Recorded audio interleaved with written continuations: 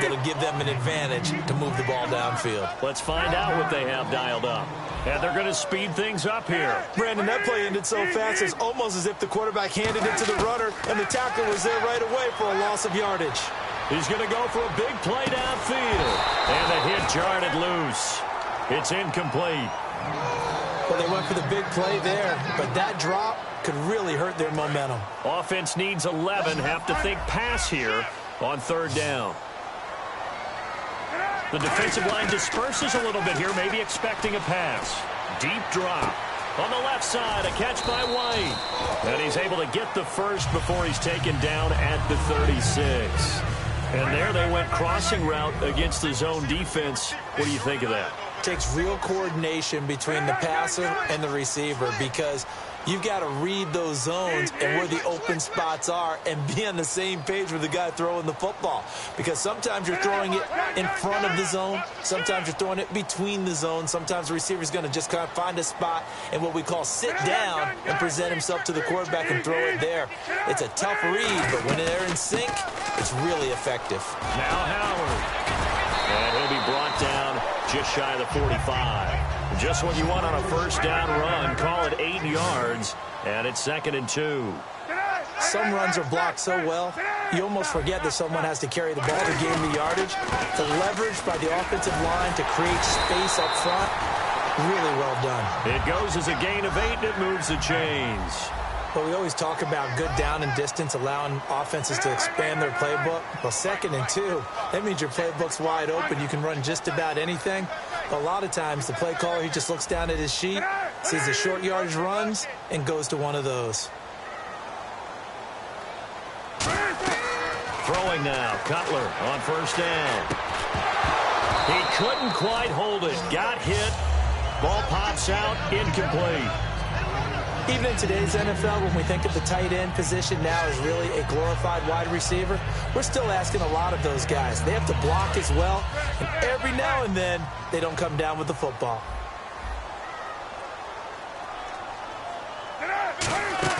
Off the play fake, here's Cutler.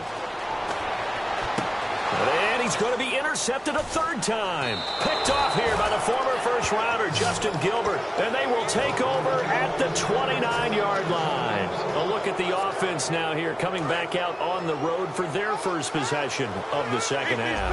Their defense did its job, yielded no points. Now it's the offense's turn.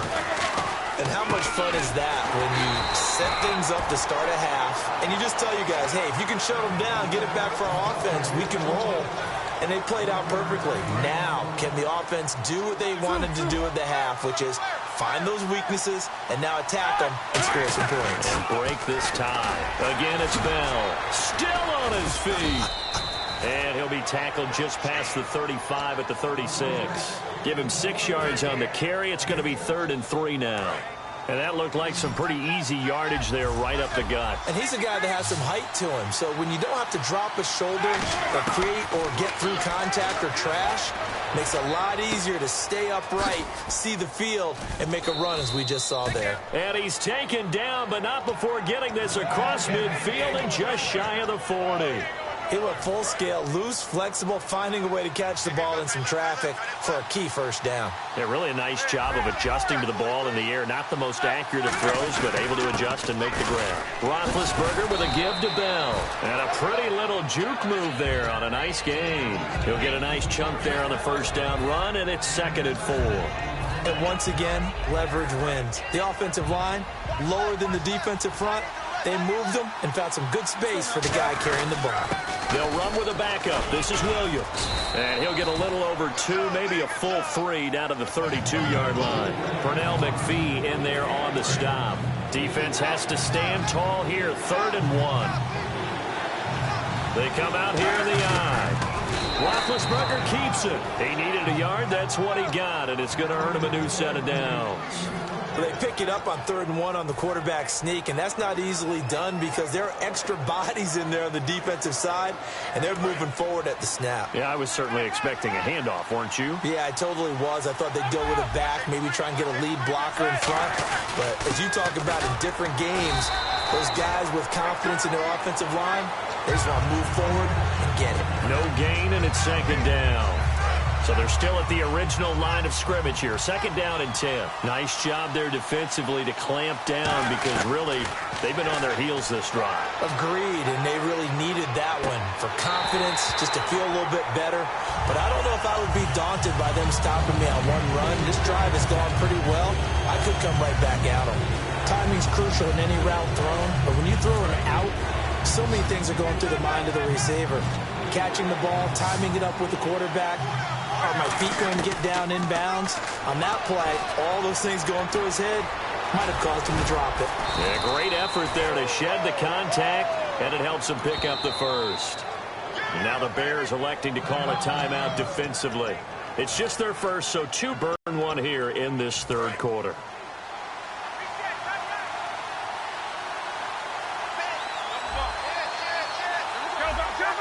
So the D-line's going to spread out back to the ground, this time with Bell. And just a couple yards there down to the 17.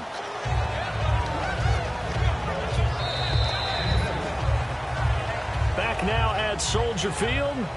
Knotted up here at 10. That's our score as we begin quarter number 4.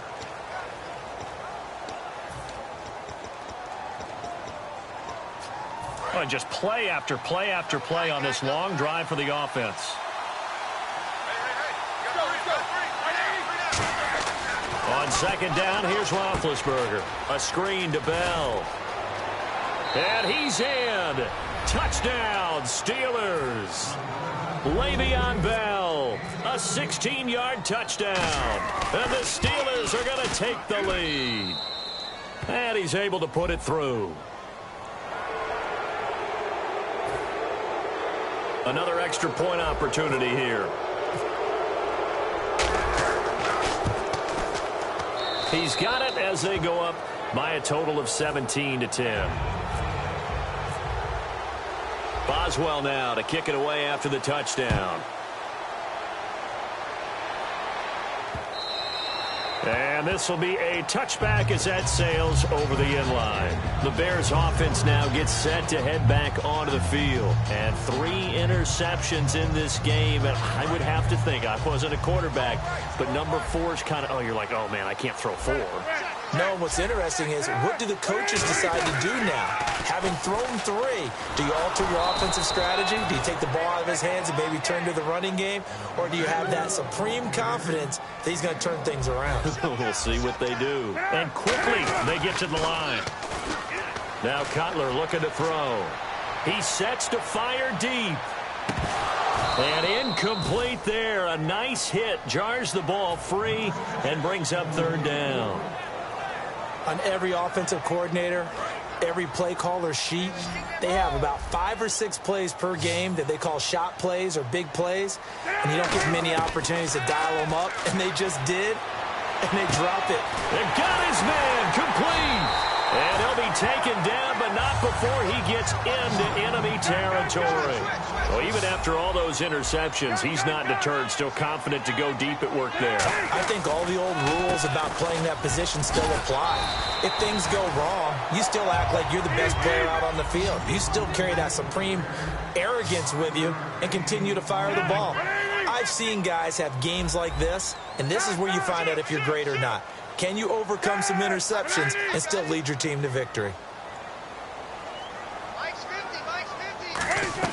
Now Cutler to throw on second down. He'll try and set up the screen. It's complete. And he'll go down here at the 35-yard line. 8 yards on the pickup there, and it moves the sticks. For a second there, I thought that might break big. Screen pass. Looked like it was coming together. Looked like there was an opening. Still ended up with a solid game. Now Cutler. Got a man over the middle, and it's complete. They'll get 19 yards there. And that leads to a Chicago first down. Looking to speed things up here, going with some tempo. They go play action here on first down. Looking for someone to throw to. This will be caught at about the 6. It's a nice pickup of 12 yards, and it gives them a first and goal. Brandon, so many times we see the crossing route start as a quick hitter, but in this play, he had time in the pocket and waited for him to... And he takes this one in for a Bears touchdown. Zach Miller from 4 yards out. And the Bears are an extra point away from tying the football game. The big fella was the recipient there for that touchdown pass, and it seems like more and more the tight end is the guy you have to worry about most in the passing game. Set to go now with the kickoff. These two teams all even again as we continue in this wild fourth quarter. Fielded about a yard deep. Stays on his feet. And Pittsburgh getting set to take the field. And that recipe on their last drive that resulted in a touchdown looked pretty good, so they'll be hoping to do that once more.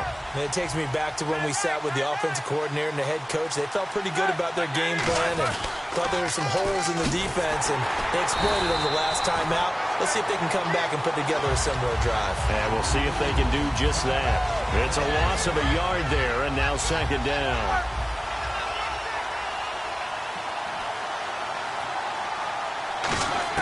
Now Roethlisberger to throw on second down. He's got time. He's going to hit his man out of the backfield. Complete.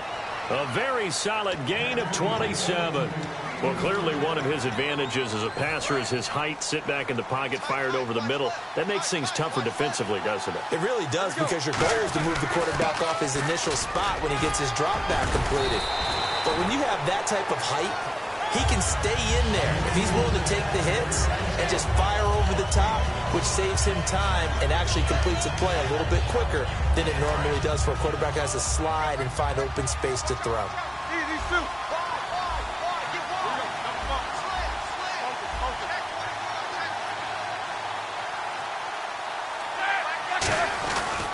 Now Roethlisberger going to hand to Bell. And they're able to get this one past the 30 down to the 25. It's a 10-yard pickup, and it moves the chains. Time for a break. We'll come back and see how it all shakes out after this. Looking to jam the receivers at the line here. Press coverage look defensively. And they'll keep it on the ground with Bell. So he got free of one tackle but couldn't do a whole lot else. Yeah, give him 4 yards there. It'll be 2nd and 6. Not a run that you're going to write home about, but still a good first down run. That's what an offense calls staying on schedule. 3 to 4 yards on first down.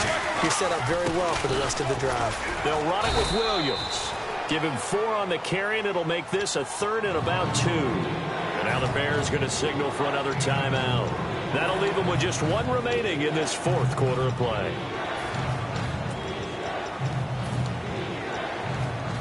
So following the run, we'll see what they do here on 3rd down.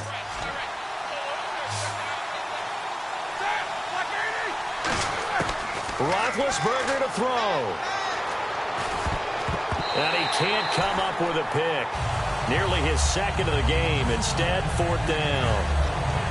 I know ultimately that feels like a good defensive play, but I know it's really not. They had a chance to keep points off the board. Now they have a chance to kick a field goal by missing that shot. Yeah, especially at this spot in the field. He's got to be upset he couldn't come up with that INT. Tie game, 4th quarter, and they're going for this thing on 4th down.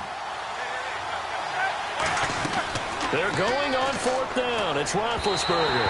And that is incomplete. The Steelers try it, but they come up empty on 4th down. And the Bears will get the football back. Now the Bears offense ready to take over again. They've got work to do, but they do still have a bit of time here. And they've got to feel comfortable with that, but they have all their play sequences called. If they get out of bounds, that allows them to huddle and call another play. But if they don't, it's hurry up to the line of scrimmage and either spike it and stop the clock or continue to move it downfield in order to try and get in range and win this game. See if they can do just that. It's a tried-and-true formula, and I don't think it'll change for as long as we play football. If someone's trying to throw the ball and you can put pressure on them and make it tough, that's only going to help your defense. Yeah, he's since being hurried. He got rid of it before taking the hit, but incomplete. And as the 4th quarter winds down here, we're all even. And no one wants this game to extend. They want to go ahead and win it right now. Throwing now is Cutler. Incomplete. It's always tough for the guys throwing the football when they think they've got a completion and the ball's almost there, and then someone sneaks a hand or two in and bats it away. So still a full 10 yards to go here for the offense on 3rd down.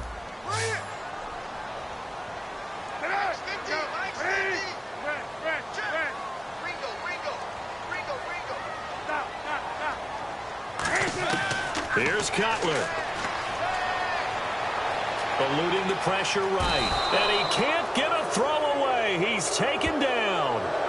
Now the Steelers put a stop to the action with a timeout defensively. It's just their first. They've got 2 more to use here in the final stages. Here's Pat O'Donnell now, as his first punt will come from inside his own end zone.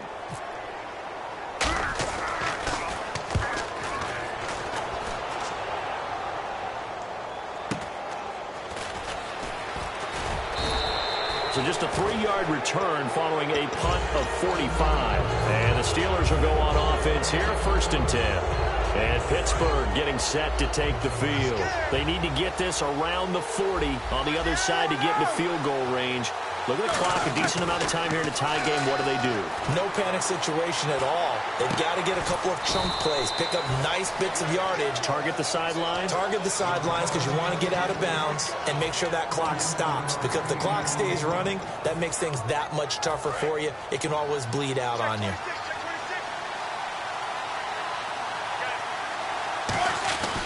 Again to Bell. Oh, look at the juke. So a nice job to break the 1 tackle, but not much daylight after that as he's brought down. Now hold everything here. We're going to get a timeout by the offense. That'll leave them with just 1 remaining in this 4th quarter of play. So on now for the field goal try, Chris Boswell. He made his only attempt earlier. This for the win. And his kick here is good. And it's celebration time on that side. Now whistles come in. We're going to get a timeout here by the offense. That'll be their 3rd and final stoppage here as we step aside.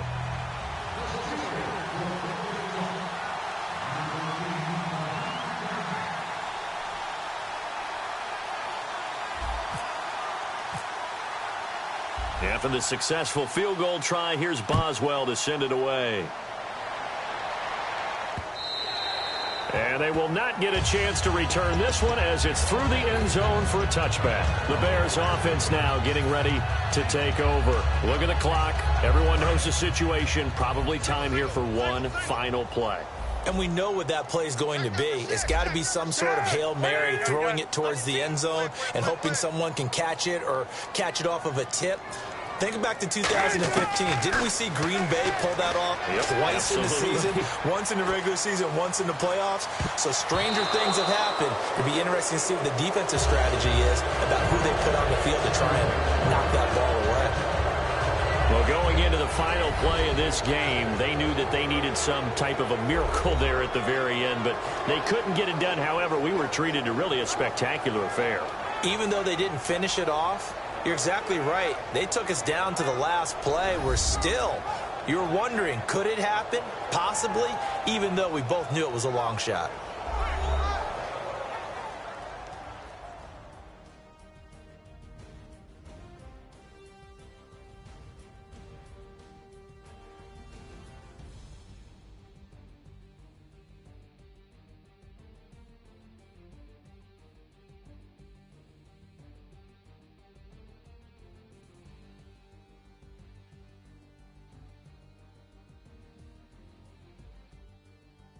So that'll do it for us. For my partner, Charles Davis, and all the hard-working men and women on our crew, I'm Brandon Gaudin. You've been watching the NFL right here on EA Sports.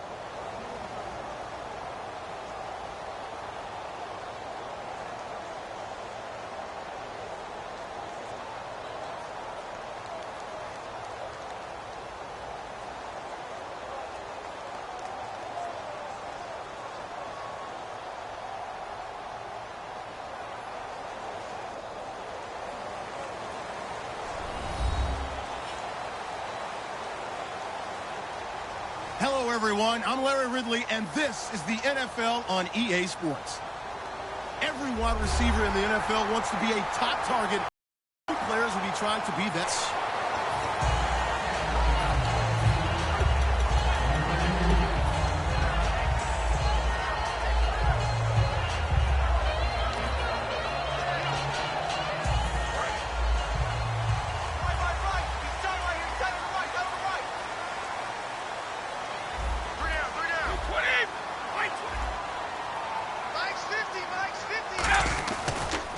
Now a first carry for LeGarrette Blount. Takes this to the 27. Give him 4 yards.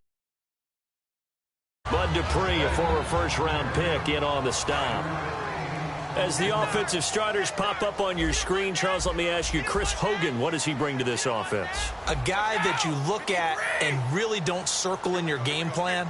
If there's other guys that you look at, then you realize this guy can do damage. Finds his way open on almost every snap. And he'll be taken down, but not before he gets into enemy territory. A very solid gain of 27. So they pick up the first down after the run, and now they approach for the fresh set. Now a play fake here on first down. He's going to flip that out to the flat. It's complete. And able to break one tackle, but then quickly brought down. A gain of 4 on the play, and it'll be a second down. And the linebacking core could certainly be crucial today. They do everything really, really well. Fly to the football, defend the pass, you name it, they do it, as well as set the defensive front. They'll fight forward for a couple down inside the 40. And LeGarrette Blount just does not go down easy. You know, from my experience as a defensive back, this was a difficult guy to try and tackle because of the force that he runs with, and he's not going to be daunted no matter it's the first quarter or the fourth quarter, Brandon. Well, what shocks me about last year, 18 touchdowns. I mean, the yards were pretty good, 1161. But when I think of New England, I don't think of a running back getting 18 touchdowns. Yeah, that to me, it was the combo that made the 2016 season for him. Most yards in his career, most touchdowns in his career by far.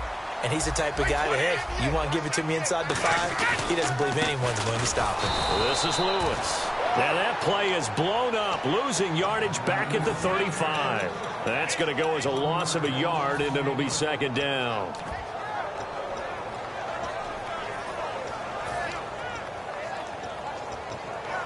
Clock rolling as we hit the midway point of this first quarter.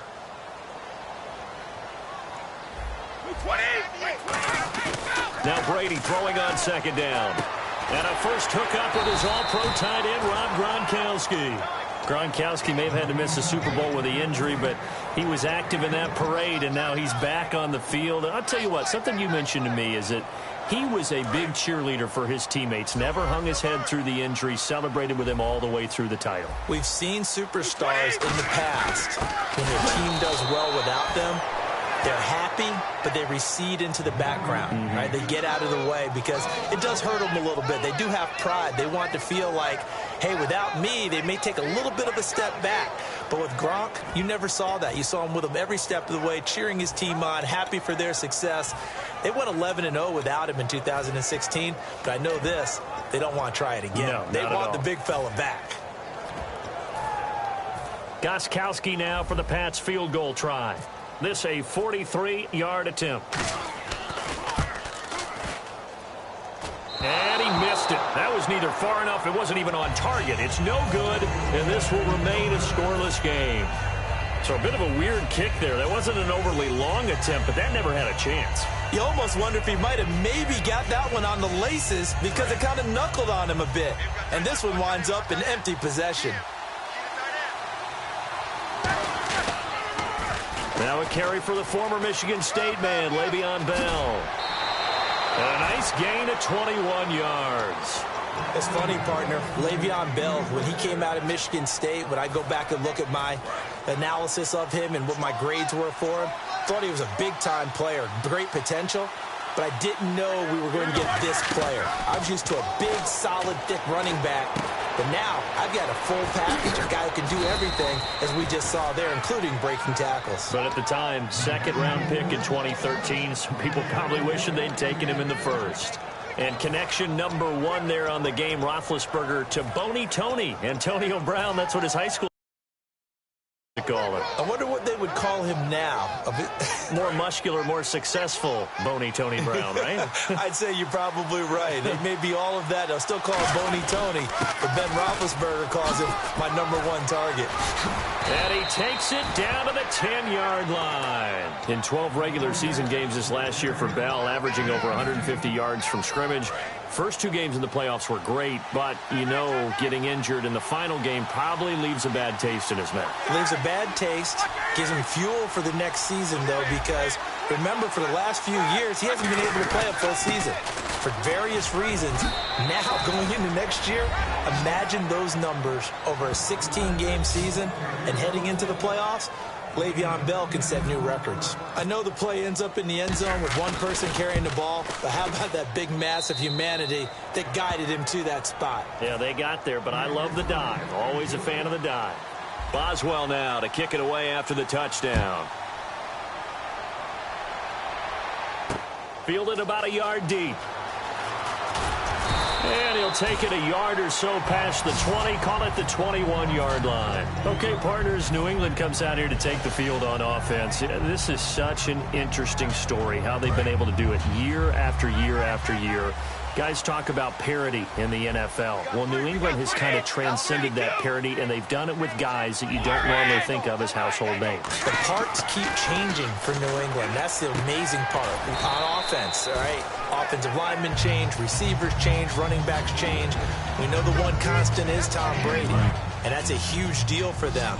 But to be able to do it in what you call the parity times, and you're exactly right, everyone's supposed to be pretty equal. New England's still a top 10 offense year in and year out. In 2016, they were number 4, and that helped them with a #1 ranked defense as well. Alongside Charles Davis, Brandon Gaudin, it's the Patriots in possession to begin quarter number 2, and they've got it here with a first down. So after that big gain, let's see what else the offense has up its sleeve.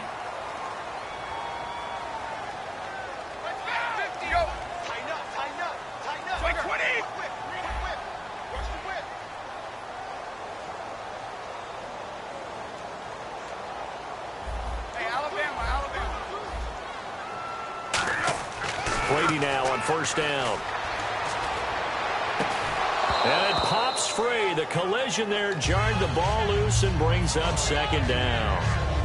CD, wanted to get your thoughts just on the landscape of the offseason for each of these teams. Super Bowl in the rearview mirror, but so much going on.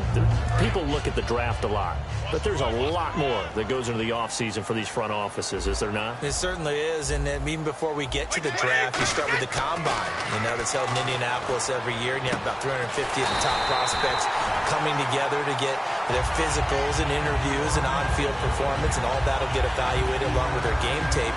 And then you got the free agents, all right? That starts, I believe, in early March, where now the free agents can start moving around to different teams. So your team's starting to take a little bit of shape there, free agency, because then the draft's coming up. You're trying to put your team together with new draft picks, have everyone start to move in one direction, and then you have the OTAs and minicamps. We get to see them on the field for the first time, and we start to get a better idea of how these teams are going to look when the fall begins.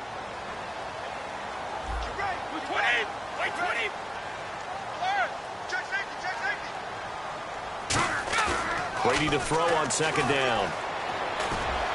And he fires one that's intercepted. Picked off by Ryan Shazier. And he is going to get this one back to the 20-yard line. And Pittsburgh getting set to take the field. And they were able to punch it in the end zone last time. They'll be looking to do that again here for the defense. Obviously, they'll be looking to stop them from punching it back in the end zone. It always is punch-counter-punch, isn't it? And which team has the advantage? Well, let's just go back. Last time on offense, they rolled downfield, got into a good rhythm. You can see a little more bounce in and out of the huddle. You can see the sideline really get into the game. So defensively, you're thinking to yourself, how do we take that away from them? How do we get the advantage back? Let's see what they come up with. I think pressure is always the first way to go. You love pressure. I love it. We'll see if they dial it up this drive. 5 yards left for the offense. It's second down. On second down, here's Roethlisberger. And Bryant's got it over the middle. And he'll be taken down, but not before he gets into enemy territory. A nice job there, Charles. They picked up the blitz, were able to complete the pass. That had the total feel of a quarterback in control. Red blitz, got him into the right protection scheme, so he doesn't get hit back there. He's got a chance to step up with supreme confidence and deliver it downfield for a nice completion. Hurry up, let's go!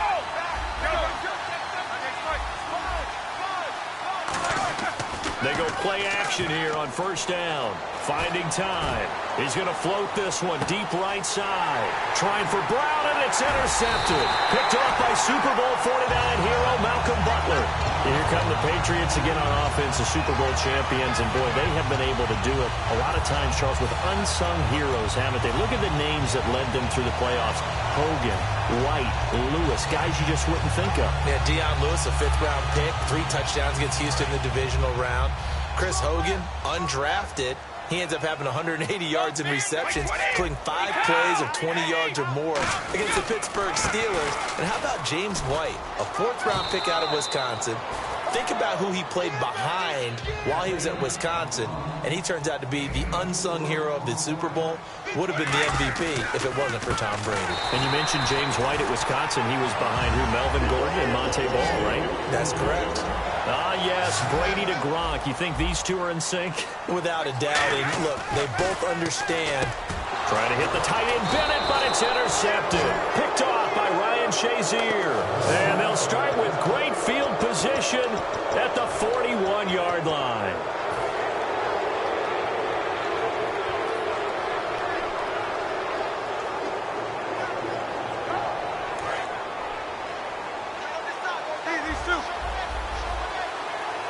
Bryant, the lone receiver, left. After the interception, here's Roethlisberger. He's going to try and go deep again.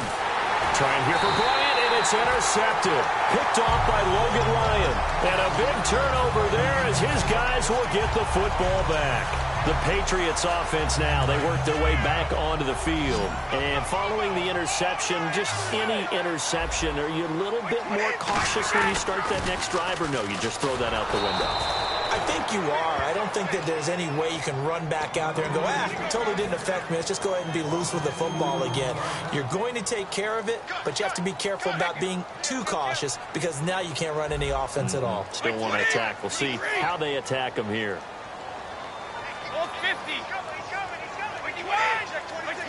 They come up in an offset eye. Brady going to throw. And Gronkowski's got it. Complete over the middle. And they'll get 9 there as that sets him up better for 3rd down. I know the halftime's approaching, but I don't think he's going to want to take a break. That's his 5th catch. Yeah, they've really been targeting the tight end. But they brought in an extra defensive back here, so probably not expecting a run on 3rd and 3. A good call. Julian Edelman, the intent. Well, they've had a pretty frustrating first half here offensively, and that just continued there with that incompletion. Yeah, definitely frustrating for them, but heartening for the other guys. Those stop troops, they're enjoying things right now. They've made it very difficult for them throughout the half. Now Brown.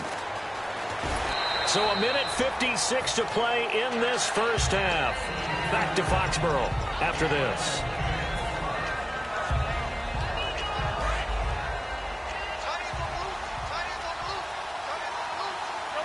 They come out here in the eye. They'll start the drive with a carry by Bell. A nice pick up there, 10 yards, and it'll move the sticks.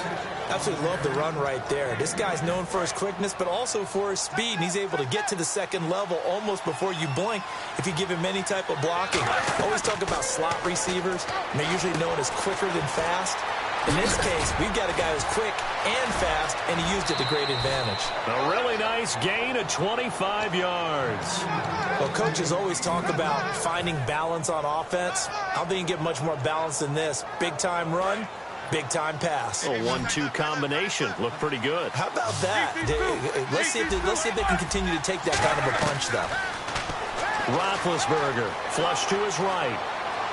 It's complete to Brown, right side. Give him 12 yards on that one. It earns him a fresh set of downs.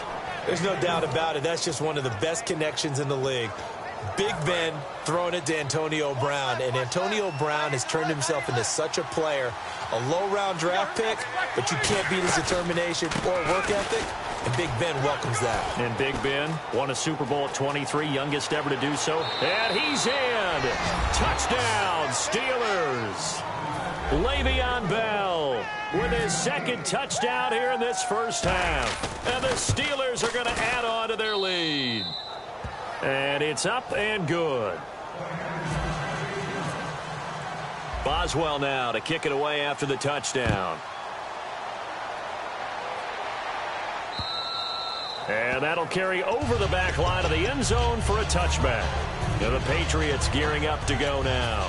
And 3 and out on the last drive. No points on the scoreboard. A little soul-searching now? I would say so, and they need to help out their defense a little bit. A lot more than normal, put them in some tough spots, but what's the old adage? When you get another chance, it gives you a better chance to do it right. Now a play fake here on first down. Gronkowski's got it on the crossing route. They give him 17 yards that time.